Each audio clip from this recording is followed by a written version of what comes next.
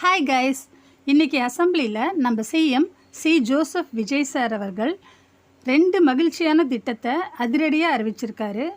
ஏற்கனவே அவரோட தேர்தல் வாக்குறுதியில் கூறப்பட்டிருந்த அந்த 2 மகிழ்ச்சியான திட்டத்தை நடைமுறைப்படுத்த போகிறதா இன்றைக்கி அசம்பிளியில் அதிரடியாக அறிவிச்சிருக்காரு. முதலாவது, மகளிருக்கான இலவச பயணம்.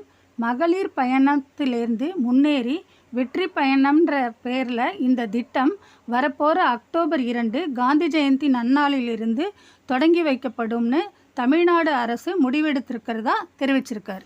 நடைமுறையில் இருக்கிற மகளிருக்கான கட்டணமில்லா பயணம் இது நாள் வரைக்கும் மாநகர சாதாரண பேருந்துகளில் வெறும் 40 கிலோமீட்டர் வரைக்குமே அனுமதிக்கப்பட்டு வந்துட்டுருக்கு.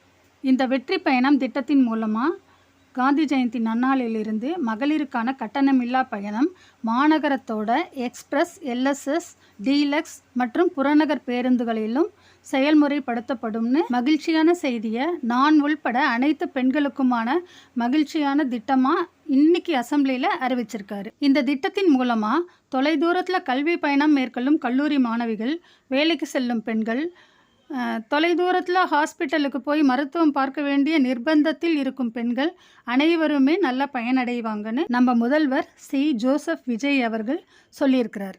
2வது திட்டம் என்னென்னா, குடும்ப தலைவிகள் மட்டும் இல்லாமல் குடும்பமே சந்தோஷப்படுற அளவுக்கான ஏற்கனவே தேர்தல் வாக்குறுதியில் சொன்னபடி எரிவாயு சிலிண்டர் இலவசமாக தர்றதா அறிவிச்சிருந்தார். அறிவிக்கப்பட போகிற அந்த திட்டத்தோட பேர் அன்னபூரணி சூப்பர் 6 திட்டம்.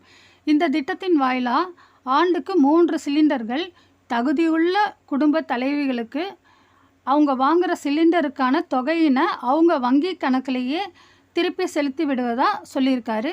அதற்கான ப்ரொசீஜராக ஆயில் சப்ளை பண்ணுறவங்கள்ட்டேருந்து பில் வாங்கி நம்ம எரிவாயு சிலிண்டர் வாங்கின பிறகு அதற்கான தொகையை மகளிரோட நேரடி வங்கி கணக்கில் திருப்பி செலுத்தப்படும்னு தெரிவிச்சிருக்காரு. ஆக மொத்தம் 2 சூப்பரான திட்டத்தை இன்றைக்கி அசம்பிளியில் நம்ம முதல்வர் சி ஜோசப் விஜய் அவர்கள் அதிரடியாக அறிவித்து தமிழ்நாட்டு மக்களுக்கு மகிழ்ச்சியை தந்துக்கிட்டே இருக்கிறாருன்னு சொல்கிறதுல நான் ரொம்ப மகிழ்ச்சி அடைகிறேன். வணக்கம் மக்களே.